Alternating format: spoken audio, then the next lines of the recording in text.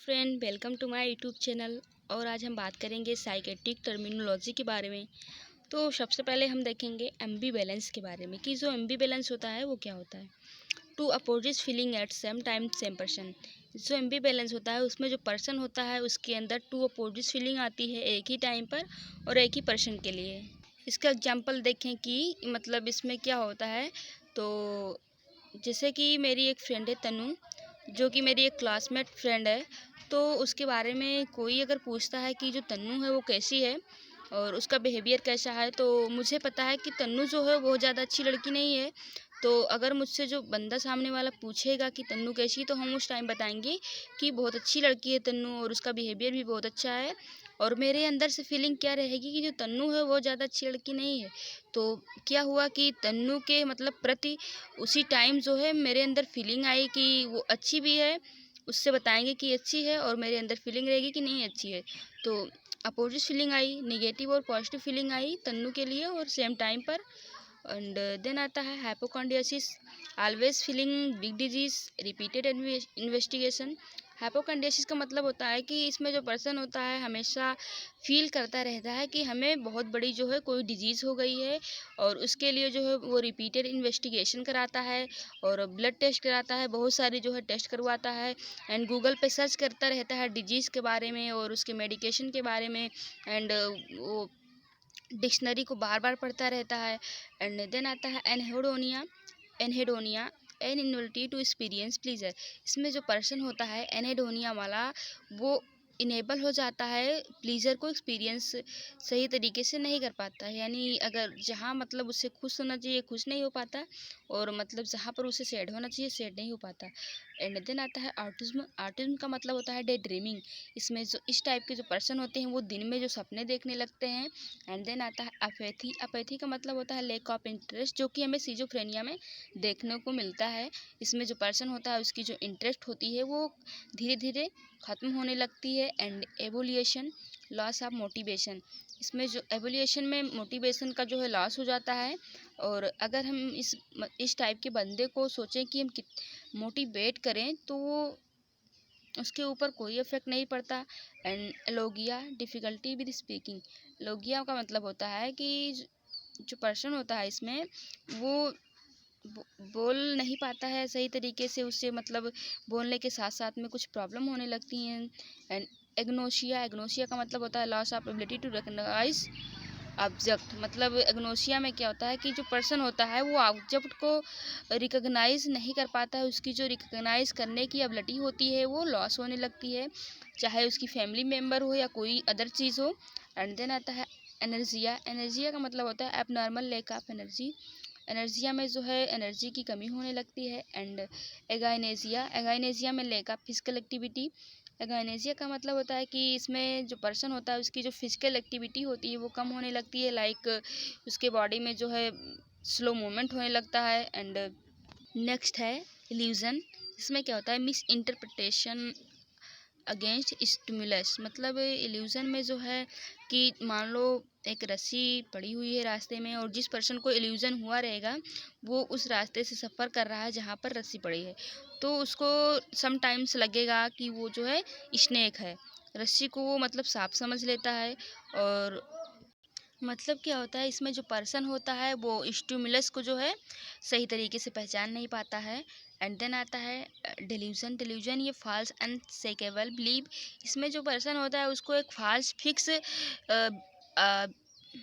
Believe हो जाती है, यानी इसमें हम अगर पर्सन को बताएंगे कि ये मतलब ये सच है ये सच नहीं है, मतलब आप जो कह रहे हैं ये गलत है और जो हम कह रहे हैं वो सही है, आप मान लीजिए, तो उसको नहीं मानता है इस कंडीशन में। मतलब इस कंडीशन में वो रियलिटी से दूर चला जाता है और रियल वाली चीज़ों को नहीं मानता है डिल्यूज़न में। एंड देन आता है डिल्यूज़न का टाइप, डिल्यूज़न ऑफ प्रेफरेंस। इसमें लगता है पर्सन को कि अगर नर्स और डॉक्टर जो आपस में बात करते हैं तो उनको लगता है कि ये मतलब हमारे बारे में बात कर रहे हैं। और डिल्यूज़न ऑफ परसिक्यूशन में उनको लगता है कि ये दोनों लोग जो बात कर रहे हैं हमें मारने की कुछ साजिश कर रहे हैं या प्लान बना रहे हैं। एंड देन आता है हेलुसिनेशन। हेलुसिनेशन में क्या होता है ये false sensory perception in the absence of external stimuli. मतलब इल्यूजन में क्या था कि स्टिमुलाई जो है प्रेजेंट थी और वो जो पर्सन था वो सही तरीके से उसको आइडेंटिफाई नहीं कर पा रहा था। और हेलुसिनेशन में जो है एक्सटर्नल स्टिमुलाई प्रेजेंट नहीं होती है और उसके बाद में भी उसको लगता है कि यहाँ पर कोई प्रेजेंट है। जैसे कि हम कभी कभी क्या होता है, रूम में लेटे हुए होते हैं और सडन मुझे लगता है कि जो दरवाज़ा है वहाँ पर कोई उसको अभी खटखटाया है, और जब हम वहाँ पे जाते हैं दरवाज़ा को ओपन करते हैं तो वहाँ पे कोई नहीं होता। यानी इसमें जो एक्सटर्नल स्टिमुलाई थी प्रेजेंट नहीं थी, बट हमें क्या लग रहा था कि यहाँ पर कोई जो है प्रेजेंट है। तो ये सेंसरी फाल्स परसेप्शन होता है। एंड ऑडिटरी हेलुसिनेशन, इसमें जो है पर्सन को लगता है कि कोई बात कर रहा है, बट अगर हम देखते हैं तो वहाँ पर कोई बात नहीं करता। और विजुअल हेलुसिनेशन में उसे मतलब जैसे क्या होता है, नाइट टाइम में जब हम कहीं मतलब बाहर निकलते हैं तो कभी कभी लगता है कि मतलब वहाँ पर कोई खड़ा है, और हम जब देखते हैं रियल में वहाँ जाके तो कोई नहीं होता है। एंड टेक्टाइल हेलुसिनेशन, इसमें क्या होता है, पर्सन को लगता है कि उसके बॉडी में कुछ चींटियाँ जो हैं उसके बॉडी में चढ़ रही हैं, और वास्तव में जो होता है उसके बॉडी पर कोई चींटियाँ नहीं चढ़ती हैं, बट उनको इस कंडीशन में लगता है। एंड गैस्ट्रेटरी हेलुसिनेशन, इसमें क्या होता है कि जिस पर्सन को ये गैस्ट्रेटरी हेलुसिनेशन हुआ रहेगा उसमें क्या होता है, उसको जो टेस्ट होती है वो सही तरीके से नहीं फील होती। जैसे हम उसे कोई मीठी चीज़ देंगे तो उसको लगेगा कि ये खट्टा है, तो इस टाइप का मतलब उसे हेलुसिनेशन होता है, उसकी जो टेस्ट है वो सही से नहीं फील हो पाती हैं।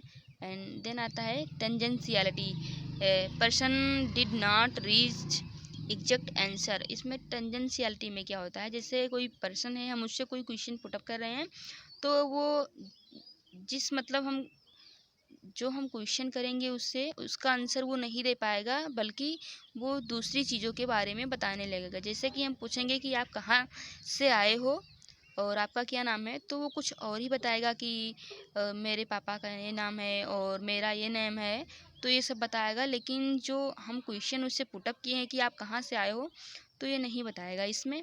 एंड देन आता है सरकमस्टेंशियलिटी, इसमें क्या होता है, अगर हम क्वेश्चन मतलब पुटअप करेंगे इसमें पर्सन से कि आप कहाँ से आए हो, और तो वो मतलब बताएगा कि मैं कहाँ से आया हूँ, बट पहले वो ये सारी बकवास कर लेगा। यानी बताएगा मेरे पापा का ये नाम है और मेरा ये नाम है, ये सब बता के बाद में जो है बताएगा कि मैं यहाँ से आया हूँ। और देन आता है इकोलालिया। इकोलालिया का मतलब होता है repetition of word of another person, यानी हम किसी पर्सन के लिए जो है बार बार वर्ड रिपीट करते हैं। इसमें मतलब इसमें क्या है कि हम एक ही वर्ड को बार बार रिपीट करते हैं इकोलालिया में। एंड इकोपायरेक्सिया में है क्या, हम मतलब रिपीटेड मूवमेंट करने लगते हैं इकोपायरेक्सिया में। एंड देन आता है नियोलॉजिज्म, ये न्यूली क्वाइन वर्ड। इसमें क्या होता है, जो पर्सन होता है वो अपने से खुद से एक नया वर्ड बनाता है जिसका मतलब जो है उसी को पता होता है। और अगर हम उससे कहेंगे कि ये वर्ड जो है गलत है तो वो मानेगा नहीं और कहेगा कि मैं अपने डिक्शनरी से इस वर्ड को पढ़ा हूँ। जैसे कि अभी एक वर्ड है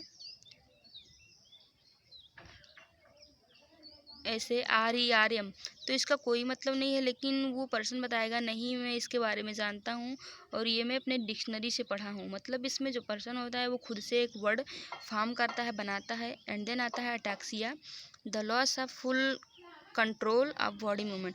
अटैक्सिया में क्या होता है, जो बॉडी का कंट्रोल होता है वो लॉस हो जाता है। इसमें बंदा जो होता है वो अपने बॉडी को सही तरीके से कंट्रोल नहीं कर पाता, क्योंकि इसमें क्या होता है कि ब्रेन का कोई भी पार्ट डैमेज हो जाने की वजह से उसकी जो बॉडी की कोऑर्डिनेशन है वो डिस्टर्ब हो जाती है। एंड देन आता है dysarthria, weakness in the muscles use for speech which often cause slow और स्लर्ड स्पीच। डिसअर्थिया में क्या होता है कि जो मसल्स होती हैं जो हमारे बोलने में हेल्प करती हैं वो वीक हो जाती हैं, जिसकी वजह से जो पर्सन की मतलब स्पीच होती है वो स्लो हो जाती है, स्लर्ड हो जाती है। जो आज का अपना टॉपिक था फ्रेंड साइकेट्रिक टर्मिनोलॉजी के बारे में, वो फिनिश हुआ। आई होप कि मेरा वीडियो आपको समझ में आया होगा। अगर समझ में आया तो प्लीज़ चैनल को सब्सक्राइब कीजिए, लाइक कीजिए एंड शेयर करना ना भूलिए। अगर आप मेरे चैनल पे नए हैं तो चैनल को सब्सक्राइब करना ना भूलिए। Thank you friend, thanks for watching.